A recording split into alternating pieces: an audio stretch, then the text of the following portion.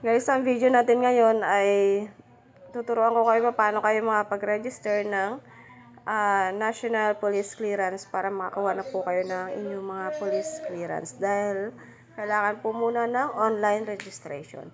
Bukas po muna kayo guys sa inyong browser, tapos search nyo po yung National Police Clearance.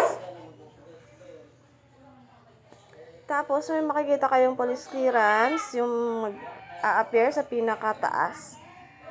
Tap nyo lang po yan guys.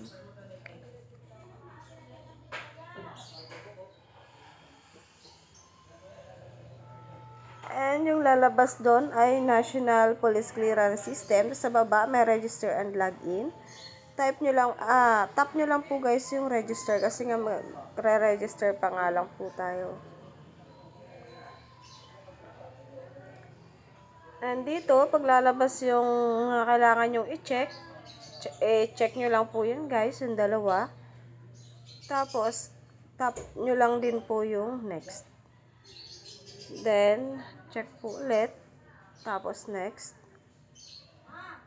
Check lang po natin yan guys lahat. Then, check lang din po yan natin. And, eto guys, yung mga valid ID na kailangan para makakuha tayo ng police clearance kapag nasa station na po tayo. Ayan po yung mga possible valid ID na pwede nating ipakita or pwedeng hingiin po sa atin. Then, tap lang po natin yung I agree.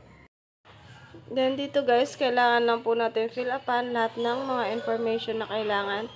And, make sure po yung email address na i-enter nyo ay valid and active. Kasi guys, magsasend po dyan ng code para sa confirmation ng ating registration.